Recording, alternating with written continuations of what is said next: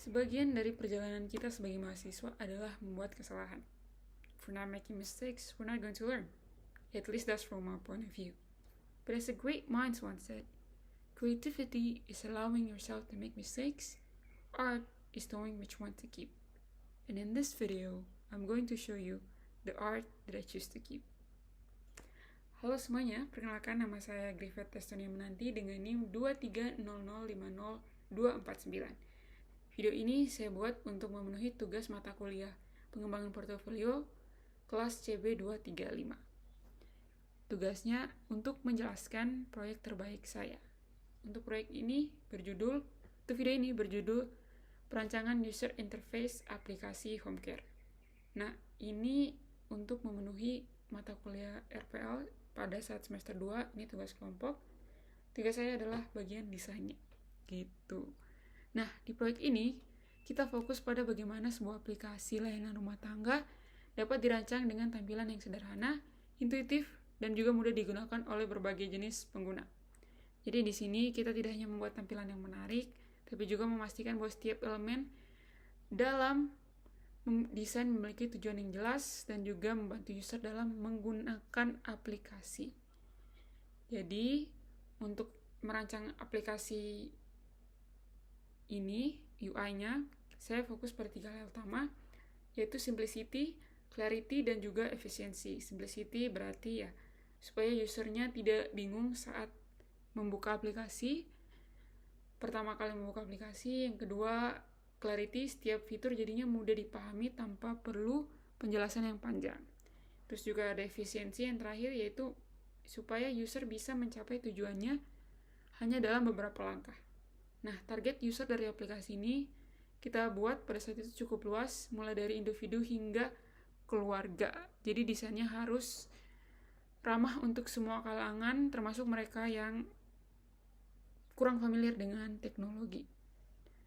Nah, ini saya mulai tunjukin desainnya. Ini tampilan utamanya ketika user membuka aplikasi. Gitu. Ada 2 opsi, masuk dan daftar. Ini opsi daftar, ini opsi masuk. Gitu.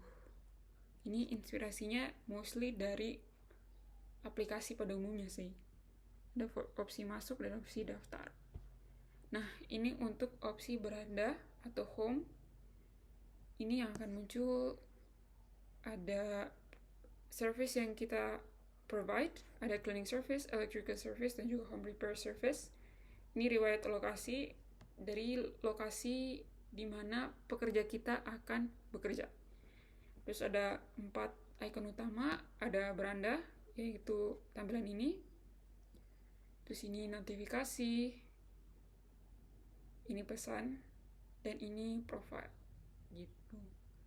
Nah, kalau tadi kan ada 3 opsi, cleaning service, electrical, dan juga home repair service.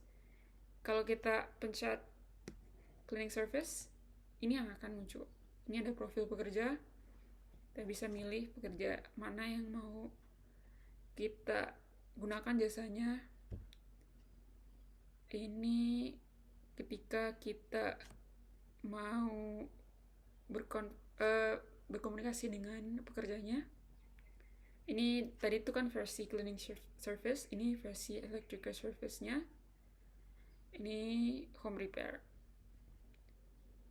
Kalau kita